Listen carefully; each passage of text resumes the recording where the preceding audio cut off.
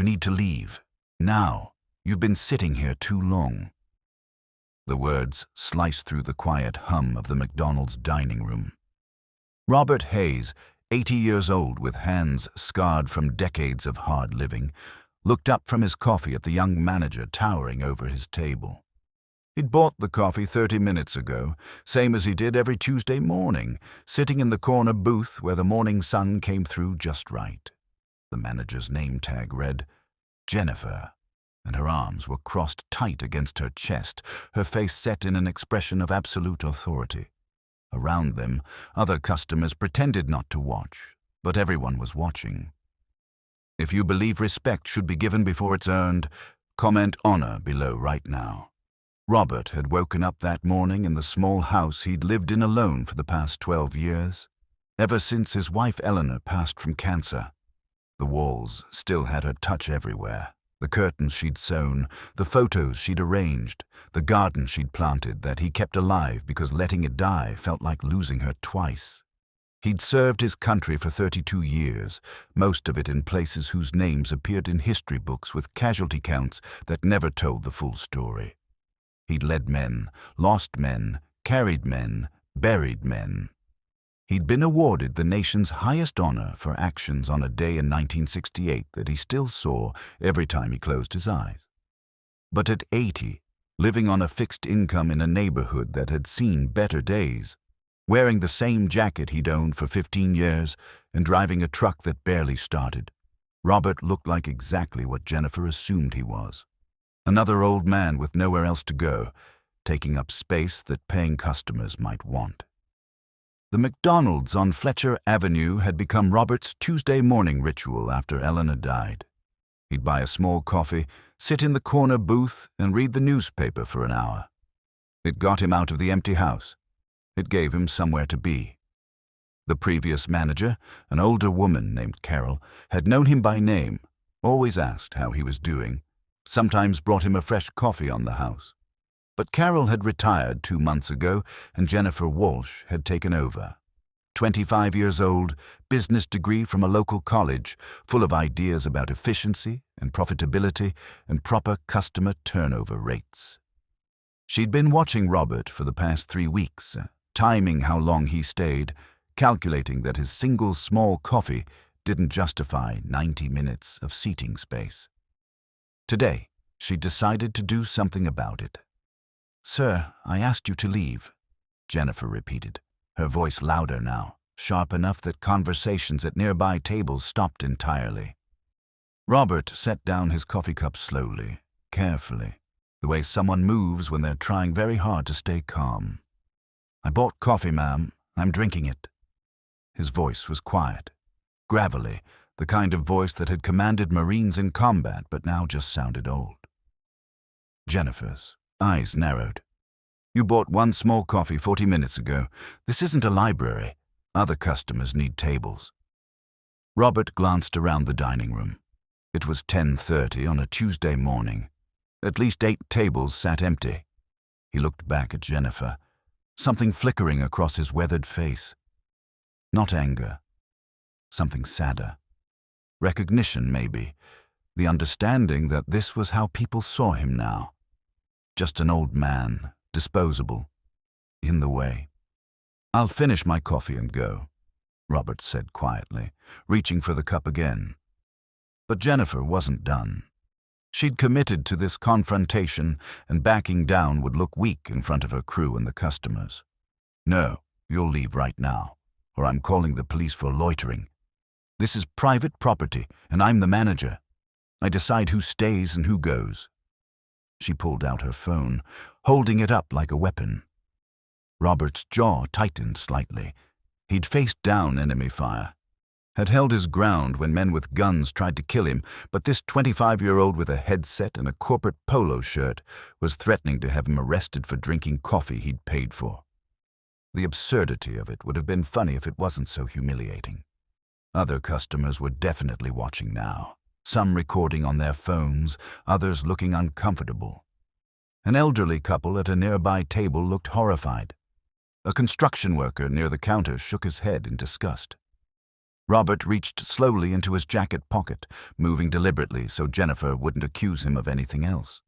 He pulled out a thin black wallet and from it withdrew a card. Not his driver's license. Not a regular military ID. This was different. Solid black, government-issued with gold lettering and an official seal. He placed it on the table facing Jennifer. "Before you make that call, maybe you should read this." Jennifer snatched up the card, ready to dismiss whatever it was. Then her eyes actually focused on what she was holding, and her expression shifted from aggressive to confused. The card was unlike anything she'd seen before. Across the top in gold letters, Medal of Honor recipient. Below that, Robert's name, photo, and service details. And at the bottom, stamped in unmistakable official language, "The bearer of this card is a recipient of the Medal of Honor, the United States' highest military decoration. Bearer may not be detained or delayed in the performance of any duty." Jennifer's hand trembled slightly as she read it twice, then a third time. She didn't understand what it meant, not really. Jennifer knew the Medal of Honor existed, vaguely the way people know about historical things they've never encountered. She didn't know it was given to only a handful of living recipients. She didn't know the actions required to receive it. She didn't know that the old man sitting in front of her had, on a spring day in 1968, charged 3 enemy machine gun positions alone after his entire platoon had been pinned down, destroying each position and saving 47 lives while taking 11 bullets in the process. She didn't know President stood when he entered a room. She didn't know he could fly military transport for free, that he received a small monthly stipend, that by law he was entitled to certain protections and privileges. All Jennifer knew was that the card looked official and mentioned not being detained, which suddenly made her threat to call the police feel very precarious. Before she could speak, a voice came from behind her. "Excuse me, may I see that card?" A man had stood up from a table near the window, mid-40s, wearing khakis and a button-down shirt with a university logo. Dr. Michael Torres, history professor at the local state university, had been grading papers when the confrontation started. He'd looked up when Jennifer raised her voice, and when he saw the black card in her hand, he'd felt his heart skip. He'd taught military history for 18 years. He knew exactly what that card was. Jennifer, rattled and defensive, handed it to him without thinking. Michael looked at the card, then at Robert, then back at the card. His eyes widened. "Robert Hayes. Lion Hayes." He said the nickname with reverence. Michael looked at Jennifer, and his expression was something between pity and anger. "Do you have any idea who you just threatened to have arrested?" Jennifer crossed her arms again, trying to regain her authority. "It's just an old military ID. Doesn't give him the right to loiter." Michael actually laughed, but there was no humor in it. "Just an old military ID. Ma'am, this is the Medal of Honor. There are fewer than 70 living recipients in the entire country." This man didn't just serve. He led Company L, 1st Battalion, 5th Marines in Vietnam. The most decorated Marine company in the entire war. He single-handedly assaulted fortified positions to save his platoon. He's a living legend, and you threatened to have him arrested for drinking coffee he purchased. Jennifer's face went pale. Around the dining room, customers who'd been filming were now whispering urgently. The atmosphere completely changed. The elderly couple looked like they might cry. The construction worker had stood up, looking at Robert with something like awe. Michael handed the card back to Robert gently, like it was sacred. "Sir, I'm sorry this happened. Thank you for your service doesn't begin to cover it, but thank you." Robert took the card, slipped it back into his wallet with practiced ease. "It's all right, Professor.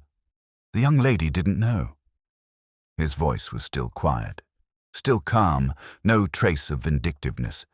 He'd been disrespected before, would be again. This was just another moment. But Michael wasn't letting it go. "No, sir, it's not all right. She made assumptions based on your age and your appearance. That's not acceptable. He turned to Jennifer. "You should apologize." Jennifer opened her mouth, closed it, opened it again. She was trapped between pride and the dawning realization that she'd made a catastrophic mistake. Before she could force out any words, the front door chimed and a woman in a business suit walked in. Not unusual, except this woman looked around the dining room with the air of someone evaluating everything, and when she saw Jennifer, she smiled without warmth. "Jennifer, good. I hoped I'd catch you during my surprise location inspection." Jennifer's face went from pale to gray. The woman was Rebecca Ortiz, Regional Operations Supervisor, Jennifer's boss's boss. Rebecca had a reputation for unannounced visits and zero tolerance for mismanagement.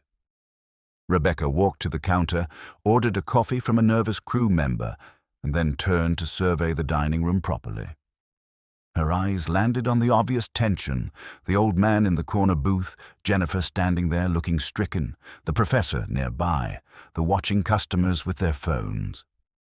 Rebecca's instincts, honed over 20 years in corporate management, told her something significant had just happened. She approached the booth.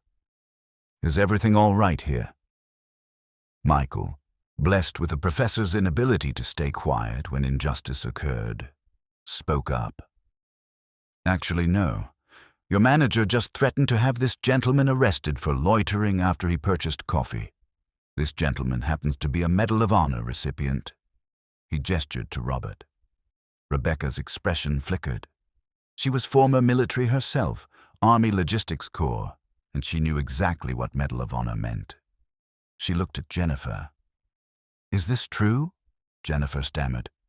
"He was sitting here taking up space, and I thought—" "Show me the card," Rebecca interrupted, looking at Robert. "Sir, if you don't mind." Robert, tired of this whole situation, pulled out the black card again and handed it to Rebecca. She examined it carefully, thoroughly, her face growing more severe with each second. When she finished, she handed it back with obvious respect. "Mr. Hayes, I am deeply sorry for what just happened. This is completely unacceptable." She turned to Jennifer, and her voice went cold. "How long was Mr. Hayes sitting here?" Jennifer swallowed. "About 40 minutes. "And how many empty tables are in this dining room right now?" Rebecca asked, though she clearly already knew. Jennifer didn't answer. Rebecca continued, her voice cutting. "You humiliated a war hero, threatened him with police action, and created a hostile environment in my restaurant, all because of your own poor judgment and prejudice. You saw an elderly man and assumed he didn't belong. You exercised authority you should never have used this way."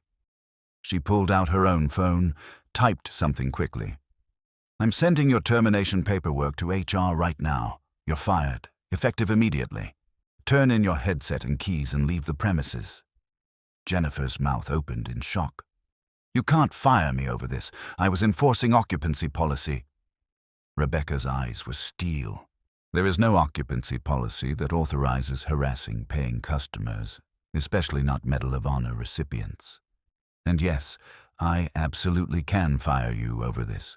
You've created a potential PR disaster and, more importantly, treated a genuine American hero with contempt.